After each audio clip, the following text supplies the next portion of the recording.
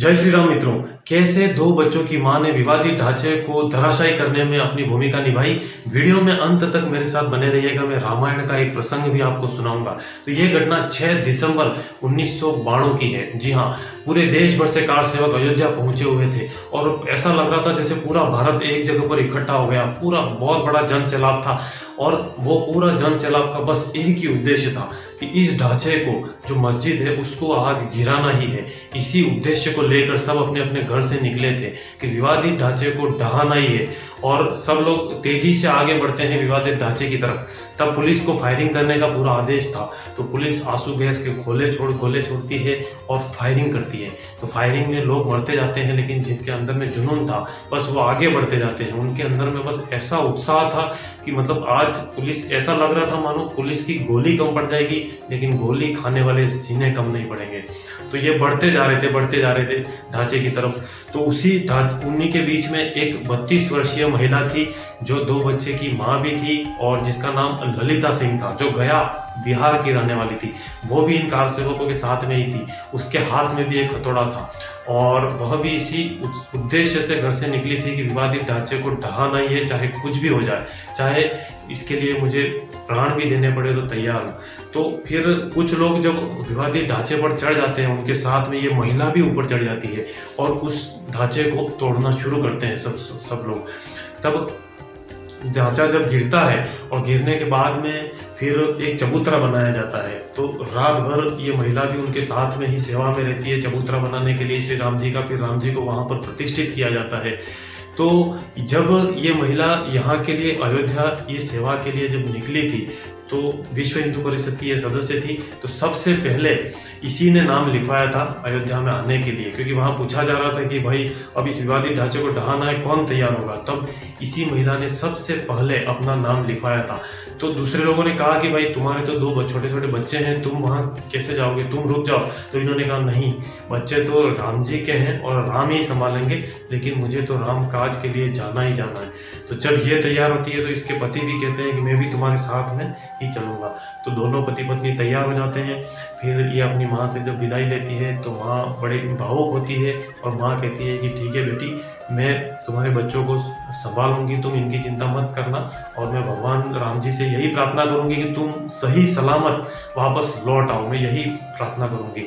उनका जो बड़ा बेटा था वो उनके पैरों से भी लिपट जाता है और भावुक होता है। वो उनको सब कुछ समझा करके राम जी के काज के लिए अपने घर से रवाना होती है। तो जब रवाना होती है तो वो और भी दूसरे आसपास गाँवों की बहुत सारी बहनों को ले करके गया से अयोध्या पहुंची थी। और आज ललिता सिंह की जो उम्र है वो 66 वर्ष की है और वे एक कोर्ट में वकालत करती हैं। वे और उनके पति दोनों एक ही कोर्ट में वकालत करती हैं। तो इनकी जो उस समय इन्होंने ऐसा मतलब अपने कर्तव्य का पालन किया, बलिदान दिया, तो आज वे बहुत ही खुश हैं। उनका कहना है कि उन्होंने इस काम की जब उस समय थोड़ा बहुत ये काम आरंभ किया था, शुरुआत की थी और आज वह पूर्ण हुआ है। तो इनका एक सपना पूरा हुआ है श्री राम मंदिर निर्माण का, जो भगवान प्रतिष्ठित होंगे उसमें इनका एक जीवन का जो सपना था, जो लक्ष्य था, जो उद्देश्य था, वो आज पूर्ण हुआ है। तो इनका बहुत ही प्रसन्न है ये लोग।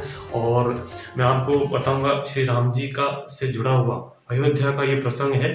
तो जब भगवान श्री राम जी, रावण से युद्ध होता है उनका, तो रावण से युद्ध होता है और रावण को पराजित करके, उसे जब समाप्त करके भगवान राम 14 वर्ष का वनवास पूर्ण करके जब अयोध्या लौटते हैं, तो अयोध्या आते हैं भगवान राम, उनका फिर यहाँ पर राज्याभिषेक होता है। तब प्रभु श्री राम को रामचंद्र भगवान कहा जाता है, वे राजा बनते हैं अयोध्या नगरी के।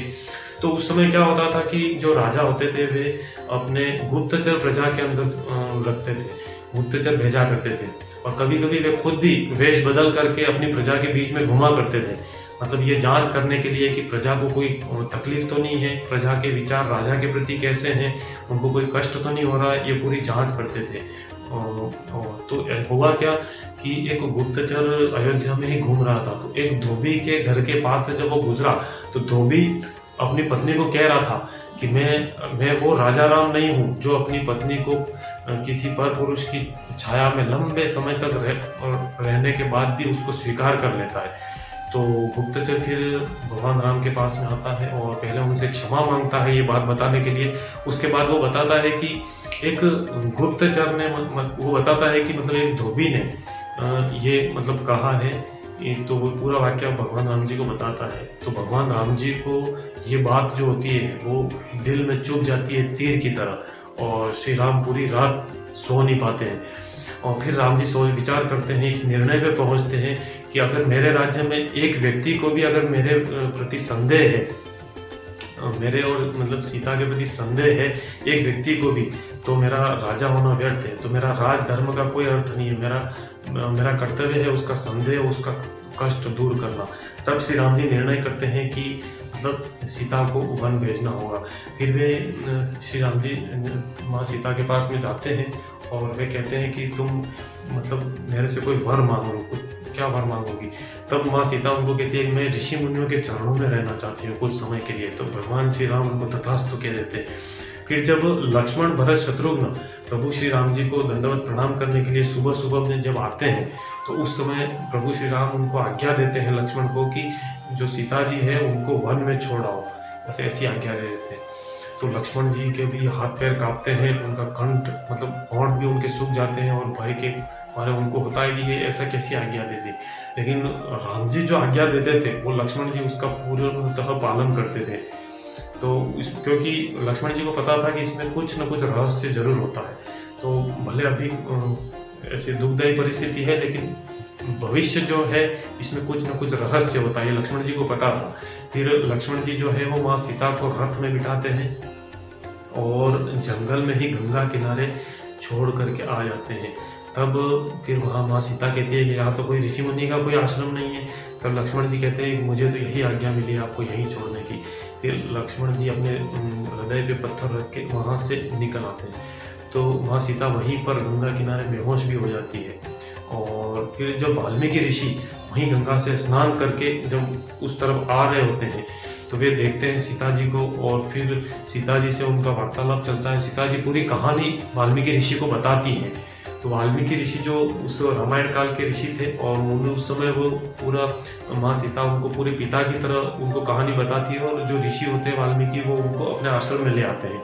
तो उस समय माँ सीता जो थी वो गर्भवती भी थी। तो उनके आश्रम में ही, वाल्मीकि जी के आश्रम में लव और कुश का वहाँ पर जन्म भी होता है। तो इस तरह से मतलब प्रभु श्री राम जी एक मर्यादा पुरुषोत्तम राम थे।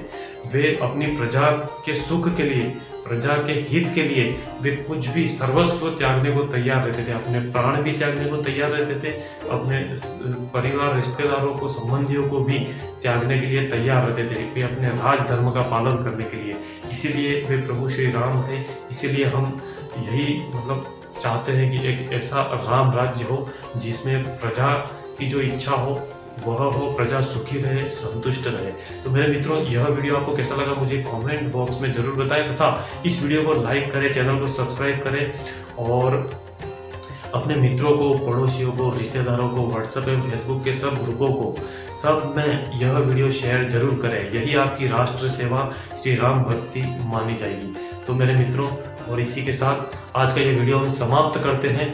मिलते हैं फिर नेक्स्ट वीडियो में, तब तक के लिए दीजिए मुझे इजाज़त। जय श्री राम।